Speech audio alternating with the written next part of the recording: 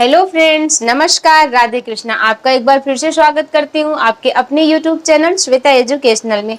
So friends, आज के video में हम बात करने वाले हैं कारक किसे कहते हैं और कारक के कितने भेद होते हैं और क्या क्या विभक्तियां हैं, और साथ में हम एग्जाम्पल के साथ जानेंगे। फ्रेंड्स, कारक के कई क्वेश्चन पूछे जाते हैं। हर एक वनडे एग्जाम में इसका एक या दो क्वेश्चन आता ही आता है। अगर आप यूपी ट्रिपल एससी पेट की तैयारी कर रहे हैं फ्रेंड्स, जो कि अभी हाल ही में एग्जाम होने वाला है फ्रेंड्स, तो उसमें एक या दो क्वेश्चन यहाँ से पक्के हैं। अगर फ्रेंड्स आप इसकी तैयारी नहीं भी करते हैं तो भी ये वीडियो आपके लिए बहुत ही ज्यादा यूजफुल रहने वाला है, क्योंकि हर एक एग्जाम में एक या दो क्वेश्चन कारक से आते ही आते हैं। तो चलिए ज्यादा इधर उधर की बातें न करते हुए हम आते हैं सीधा अपने टॉपिक पर। तो देखते हैं कारक किसे कहते हैं। सबसे पहले हम जान लेते हैं फ्रेंड्स, कारक किसे कहते हैं।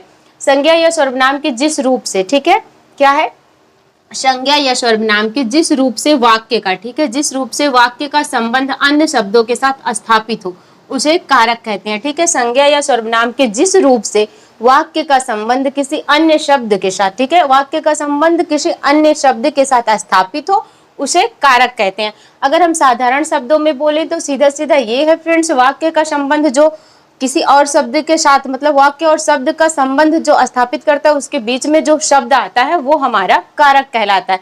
आप उदाहरण देखेंगे तो एग्जैक्टली आपको समझ में आ जाएगा। तो चलिए यहाँ पे देखते हैं, राम ने रोटी खाई। ठीक है, राम ने रोटी खाई, राम और रोटी के बीच में क्या आ रहा, ने आ रहा, तो ने क्या हो जाएगा हमारा, ने जो है एक कारक है। ठीक है, जो कि राम और ने यानी वाक्य और क्या कहते हैं शब्द के बीच में संबंध स्थापित कर रहा। राम रोटी खाई, ये कोई वाक्य नहीं बन रहा है। राम ने रोटी खाई, ये हमारा पूरा वाक्य बन रहा है जिसमें कारक ने का प्रयोग हुआ है। ठीक है, आगे देख लेते हैं, राम साइकिल से स्कूल गया। ठीक है, किसके द्वारा गया, साइकिल से स्कूल गया, तो से इसमें एक कारक है। श्री राम श्री कृष्ण के लिए राधा को बुलाने गए, किसके लिए गए, श्री राम श्री कृष्ण के लिए राधा को बुलाने गए, श्री कृष्ण के लिए। ठीक है, के लिए इसमें हमारा एक कारक है जो कि संप्रदान कारक है। ठीक है, तो आइए देख लेते हैं कारक कितने प्रकार के होते हैं या फिर कारक के कितने भेद होते हैं। तो फ्रेंड्स, कारक के 8 भेद होते हैं। कितने भेद होते हैं, कारक के 8 भेद होते हैं। पहला होता है कर्ता, दूसरा होता है कर्म, करण, संप्रदान, अपादान, संबंध, अधिकरण, संबोधन। ठीक है, ये हमारे 8 प्रकार कारक के होते हैं। बाकी ये हमारी विभक्तियां हैं। फ्रेंड्स, आपको ये पता होना चाहिए कारक किसे कहते हैं, और ये चीज ये तो आपको याद होनी चाहिए। आप जब तक इसको याद नहीं करोगे कि 8 कारक आपके कौन कौन से हैं और उनकी विभक्तियां क्या हैं, तब तक आप कोई भी क्वेश्चन नहीं कर सकते। क्योंकि आपको एग्जाम में ऐसे क्वेश्चन देगा, राम ने खाना खाया, राम ने रावण को मारा। ठीक है, आपको वाक्य दे देगा और पूछेगा इसमें कौन सा कारक है। जब आपको ये चीज याद होगी तब आप बता पाओगे।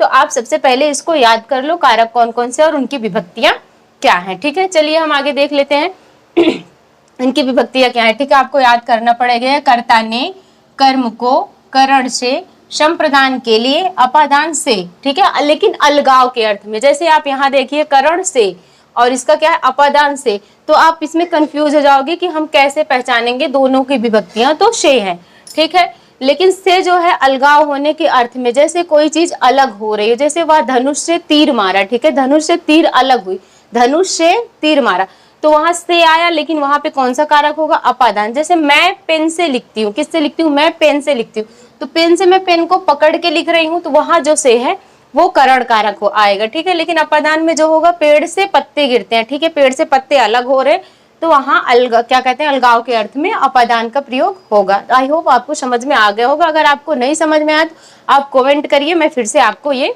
बताऊंगी। ठीक है, अगला है हमारा संबंध। संबंध की विभक्ति का, के, की, रा, रे, री, अधिकरण में, पर। ठीक है, अगला है हमारा संबोधन, हे, हो, अरे। ठीक है, ये इनकी विभक्तियां हैं, ये आपको याद होनी ही चाहिए।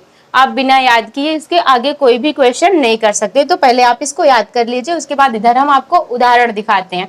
ये हो गया, राम ने खाना खाया। क्या किया, राम ने खाना खाया, तो ने जो है हमारा क्या कहते हैं, कर्ता कारक, यानी ने का कर्ता कारक का उदाहरण है। ठीक है, क्योंकि इसमें ने आया। फिर राम ने रावण को मारा, किसको मारा, रावण को मारा, को इसमें हमारा हो गया कर्म कारक। ठीक है, राम पेन से लिखता है, किससे लिखता है, पेन से लिखता है, तो करण कारक हो गया। ये हो गया, राम अपने बच्चों के लिए भोजन लाया, किसके लिए भोजन लाया, राम अपने बच्चों के लिए भोजन लाया, के लिए संप्रदान कारक। ऐसे ही आपको वाक्य देगा और पूछेगा कौन सा कारक है, तो आपको पहचानना होगा। जब आपको ये याद रहेगा तब आप इसको कर सकोगे। अगला है अपादान कारक, ठीक है, अलगाव होने के अर्थ में। राम दीवार से कूद गया, किससे कूदा? दीवार से कूदा, तो दीवार से अलग हुआ ना, वही हो गया हमारा अपादान कारक। उसके बाद आता है यह राम की किताब है, ठीक है, किसकी किताब है? राम की किताब है। यह मेरी पेन है, वह मेरी बीबी है, यह मेरा पुत्र है, ठीक है। तो वहां पे संबंध स्थापित हो रहा है, तो वो हो गया हमारा संबंध कारक काकेरी, ठीक है, रारेरी आएगा। तो इसमें यह राम की किताब है, की आया तो हमारा संबंध कारक। अधिकरण में पेपर, जैसे सेब फ्रिज में रखा है, ठीक है, सेब फ्रिज में रखा है या फ्रिज पर सेब रखा है, अगर ये आता है तो वहां पे हमारा अधिकरण कारक हो जाएगा, ठीक है। जैसे आप बोल दो टेबल पर किताब रखी है, तो उस पर रखी है, तो वहां पे अधिकरण कारक होगा। अगला हो गया हमारा संबोधन कारक। संबोधन कारक फ्रेंड्स हम किसी को बुलाने के लिए प्रयोग करते हैं, जैसे हे राम यह क्या हो गया, हे भगवान हमें एग्जाम में पास करा दीजिए, हे प्रभु ऐसा हो, तो ये जो है हमारा संबोधन कारक आ जाता है। इसमें जो है एक्सक्लेमेटरी सेंटेंस यानी इसका जो है प्रयोग होता है, ठीक है, इस चिन्ह का प्रयोग इसमें हमेशा रहेगा। तो